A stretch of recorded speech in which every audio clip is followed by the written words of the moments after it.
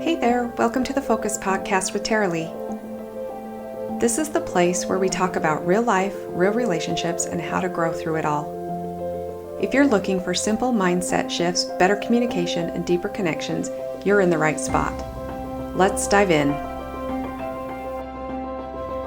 Hey everyone, welcome to the Focus Podcast. I'm your host Taralee, and today I have my husband here with me. This is Jason. Hello.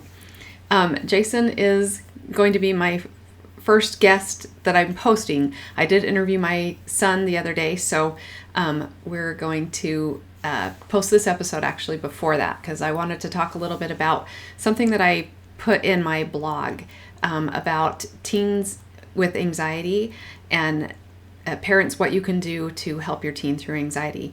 And I thought, what better episode to have my husband come and talk with me on, because we both have experienced this as parents and know how difficult it can be to navigate that time when you have a teen and you're not sure what to do and how to help them.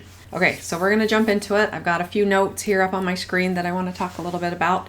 But this episode is what to do when your teen is anxious and you don't know how to help. So I thought it would be powerful to share some of the things that we've been learning together as we've been navigating the parenting and young adult seasons in life. So. Yep, absolutely. I'm happy to be here. Thank you for having me. Yeah, thank you for being here. My husband's a little more introverted than I am, so maybe we should talk a little bit about you. We've been married. Maybe that's a good place to start, right? Give a little backstory, yep. Right? 26 years, a little over 26 years. Yep. He's stuck around with me for 26 years, and we've how many different houses? 13 different homes, 4 different states. Lots of moving around. Lots of moving, 3 kids. So lots of, Jason is an accountant, and so hence the little bit of an introvert. Definitely has an accountant mind and very smart. Yep. Right? Yep. You're very smart. Well, I don't know about that. I wouldn't say that. But, he is. He's very smart. I'm very introverted. I do enjoy accounting and numbers. Yep. So I started my own business this year, and you did too. Jason, he's worked for the federal government for over 25 years, 20-something years. Yep. That is an accountant for over 25 years, but the federal government, but decided you're still doing that, but you decided to open your own accounting firm. Yep, doing bookkeeping and trying to help small businesses and to medium-sized businesses with their books. Yep, he helps me with mine. So yep. I was his first client, so that was awesome. So if you know anyone that needs an accountant, a bookkeeper, this guy's it. Yep, give me a call. Yep, Eddington, I guess we should share what it is, right? Yeah. Eddington Financial Solutions is the name of it, and we focus on bookkeeping and using QuickBooks Online. So it's an online program that I can help anybody anywhere across the country. So happy to chat about it. I've got a website at eddingtonfinancialsolutions.com if you want to check me out there, and you can schedule an appointment with me to chat for free if you'd like to on that website. So awesome. I didn't even think about that. We could advertise his business on this. So my goal is with these, because when I do it by myself and do podcasts by myself, I feel like I'm so stoic and I'm just getting the information out there and I'm talking to myself. But I like this better, and when I'm talking by myself, I end up having to cut or edit more. And I'm hoping with these that maybe I just don't need to edit. Maybe these will be much easier. So he's agreed to come on it with me. My girls have. I've already interviewed Tyler, so that will be coming out. My 18-year-old son, so that will be coming out here soon. I guess he's almost 19, huh? Yep. So watch for those coming up. But anyway, let's jump into this topic about what to do when your teen is anxious and you don't know how to help. If you've ever watched your teen walk out the door to school and kind of shut down or spiral into fear over a simple assignment at school, which I know we've seen, or they you know, snap at you when you've asked them how they're doing, or they retreat to their room and have isolated themselves. sometimes that can be really hard as a parent. And so if you've had that happen to you, this episode is for you. And so I want you to know that you're not alone and you're not doing it wrong. It's just a really tough time when you're navigating mental health and teenage years all in one. It is very hard to feel like you're failing as a parent. I think we had many times like that. It's a common feeling to blame yourself first rather than, obviously you don't want to blame your kids, so you instinctively always blame yourself first. But. And, it's not always their fault either. It's just trying to navigate, it's nobody's fault. It's just navigating the unknown and the thing, nobody taught us how to do any of this stuff. And I think that's the hardest thing. And, we had a child that dealt with anxiety and depression severely in high school. And that was really hard because I didn't know what to do and I didn't know how to help her and I didn't know what to do to make it better. I wanted to take it away from her or, for her and stuff. And it just didn't, you can't do that. And that's what's really hard. One of the things though I want to explain too is that anxiety in a teenager doesn't always look like being anxious. So there's a few things I want to talk about today. So I better stick to I get talking, I think maybe that's the hardest thing. I get talking and then these end up a little too long. So I need to stick to my outline over here. So today I want to talk about a little bit why your teen's anxiety might not look like anxiety. I want to talk about what not to do, even if you think it's helpful, and how to become a safe place for your teen during their anxious times. And then I want to give you 3 mindset shifts that can really change how you support them. So the first thing I want to share is what I kind of already touched a little bit on, is that sometimes their anxiety doesn't look like being anxious. Sometimes it looks like anger, and sometimes it looks like them shutting down, and sometimes it looks like, defiance, which we, that's hard to tell if that's anxiety or depression or whatever, because I think sometimes teenagers are just trying to push the boundaries, and so it does feel like defiance. And we've noticed every single one of our kids, all 3 of them, grew up in the same house, but they're and you probably have noticed this too, but they're all very different in the way that they act, the way that they show their emotions, the way that they respond to things. They're all almost night and day different. So. Yes, you have to parent them differently. Like each kid is different, and you think that what you did with one will work for another, and it definitely is not like that for sure, huh? No. No. Yeah. I think that one of the things to remember is that a lot of times a teenager doesn't always know what they're feeling or how to name that. And sometimes they're afraid to explain that. And anxiety in their body sometimes can feel like an alarm, like a smoke alarm going off in their brain. But instead of saying that they're scared, they might slam a door or roll their eyes or isolate in their room. And so I know it's very tempting to go into fix-it mode, and that I think was difficult for me as a mom. I wanted to fix it. I wanted to take it away. I wanted to make it better. Yeah, I think the mindset, at least I always had, was trying to help them. It's if you can help give them the solutions, then it should be easy to fix if you think you know the answers or know how to help them, but it's usually not that way. So. No, definitely not. Sometimes what we think will fix it is not always it. No. For sure. No. We don't know all the answers. So here's a few things that most of us instinctively do that don't actually help when your teen is anxious. One of them is to try to logic it out of them. So like saying like, oh, don't worry about it. It's not a big deal. Like, yeah, don't worry about it. Or shut it down. Tell them to, just stop overthinking. You're fine. Everything's fine. Or to take over. That was, I think, a hard one. I think that's maybe hard sometimes for parents, is to take over and, let me help you. Let me talk to your teacher or something like that. So, or get frustrated. Like, why are you acting like this? Just try that. Things like that. I think these are the things that are not going to help. But sometimes those are our go-to instincts to do. And I'll tell you right now that they're not always helpful. So here's one thing that I think I realized is that our kids don't always need us to fix things for them. They just need us to validate what they're feeling and be present for them. And I think that's what I kind of want to talk about a lot in this episode, is trying to help be there for them and validate what they're going through. So 3 mindset shifts that I wanted to talk about that will help you become the safe space for your teen to express their anxiety. The first one is to get curious over controlling them. So curiosity over control. When your teen is feeling anxious, it's easy to want to jump in and take charge, but instead of trying to control the outcome of what's happening, be curious. Ask them questions like, what part of this feels hard for you right now? What is your brain telling you? And what would make this feel a little bit easier? And sometimes also, like, when you ask the questions, you don't want them to feel like you're asking with a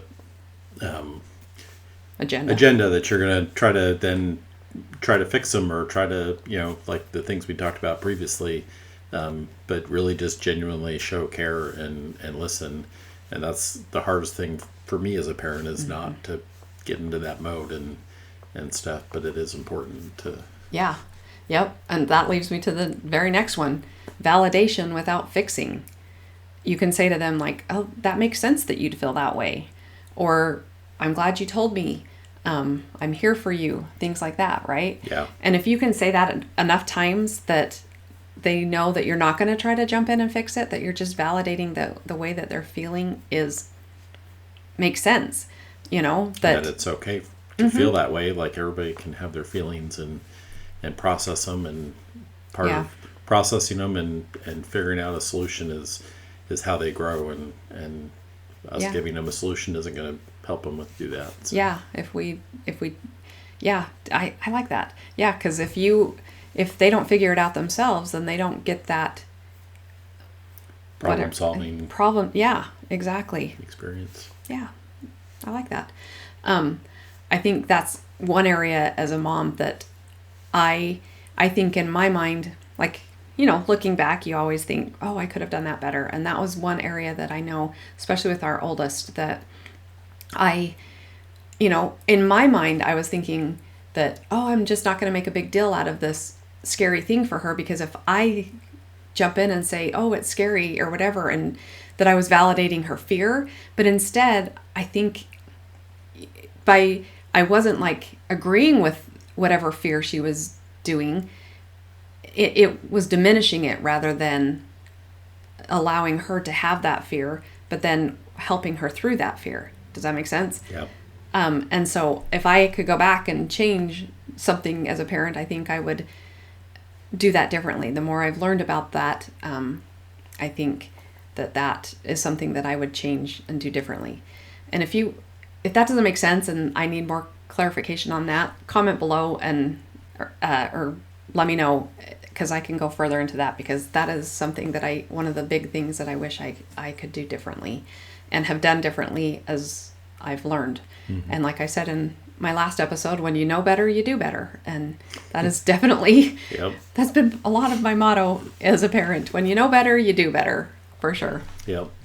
So I don't think you need to have the most perfect advice. You just need to be a calm and steady presence in their life. And that leads us to our third mindset shift, which is to regulate yourself first. When their anxiety spikes, yours is probably going to want to too. And so that's very normal, but you need to remember that anxiety is contagious, and so is calm. I know he is definitely a calm presence, but if you can remind yourself to take a deep breath and remember that your child's not in danger and their feelings are safe to feel, right? Yep. Sometimes the most powerful thing that you can do is simply to be calm when they can't be. Yeah, I think I heard all the time growing up, like, be a good example and to other people. And I think modeling just, calm and just trying to work through things and just model that or be an example to your children that way can kind of help let them know that it's a safe place to process their emotions and their mindset there. But yeah, I agree. So I know that our kids are now young adults. We have a 24, 20, and 18. They're all about to have their birthdays here and whatever. But I think that, so our teen years are kind of in the past, and I remember it being a little bit difficult. But when they hit their 20s and stuff, I think the biggest shift for us as parents was realizing that we couldn't control things anymore. Although I think we thought we had more control when they were teenagers, when we really didn't. But now as they have gotten older, we have to realize that we really can't control anything. And, they're old enough that they make their own decisions. And I think that's, a hard one to think of when they're teenagers, but you're preparing them for this time. So if you're not trusting them as teenagers, and when they hit their 20s, then they are out on their own. They are able to make their own decisions. And I mean, they make their own decisions as teenagers too, but Yeah. you know what I mean, right? Yep, but when they turn 18, sometimes you feel like, okay, that's kind of that birthday where they kind of start doing it on their own, but that doesn't necessarily mean that They're ready. they're ready, or I mean, it doesn't have to be that way. It just is a process that they. Yeah. I think that, the hardest part is not jumping in and wanting to solve again for them, or tell them how we think that they should do things, right? Yep. Trust and show confidence that they can figure it out. And I think that goes a long way for them too, is to know that you have confidence in them, that they're going to make the right decision. And I think that helps them to make the right decision, right? Yep. So here's what I want to leave with you today. If your teen is struggling with anxiety, it doesn't mean that you failed. It means that they're human, you're human, and their nervous system is trying to protect them. And they need your calm and your presence to get through this. They don't need you to fix it. They don't need you to judge them. They need you to listen and validate how they're feeling. So if you want personalized help in navigating this time with your teen, reach out to me. I will put in the show notes links to my calendar where you can book a private consultation with me, where we can walk through your specific needs. And I also have a parenting course. It's an 8-week course that I walk parents through that helps you go from conflict to connection and helps you navigate your relationship with your teen and strengthen your relationship. I also have a 4-week teen resilience course right now that's it's going to start on June 16th, and I have a couple spots left on that. So go check it out at peacefulheartjourney.com/teen help to register for that. Also, the parenting courses at peacefulheartjourney.com/parenting. And I'd be happy to help you navigate some of this and maybe not make some of the mistakes that I made.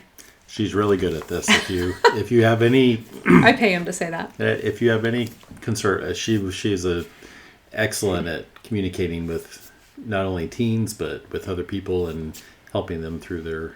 Thank you. I think I've made mistakes. I've learned from some of these mistakes, and I don't want you to make some of these mistakes. So, I think just sometimes having the support. I think that was the hardest thing for me as a parent with teenagers, is not knowing and not really being able to figure out. And because sometimes I think as parents, when your kids are little, you can talk to other parents about some of these things. But I think as they get older, the privacy issue is a little bit, your teen doesn't want anybody to know some of these things. And I think that was isolating as a parent sometimes, was to, not know where to get the support or the help. So, well, thank you for being here with me today, Jason. And I'm hoping to have him back again on another episode. Absolutely. Thank you for inviting me. I appreciate it. It's been fun. We'll have another episode. If there's certain topics you want us to talk about, then let us know.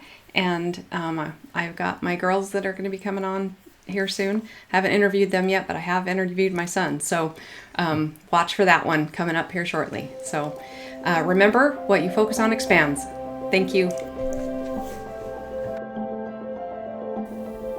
Thanks for hanging out with me today on the Focus Podcast.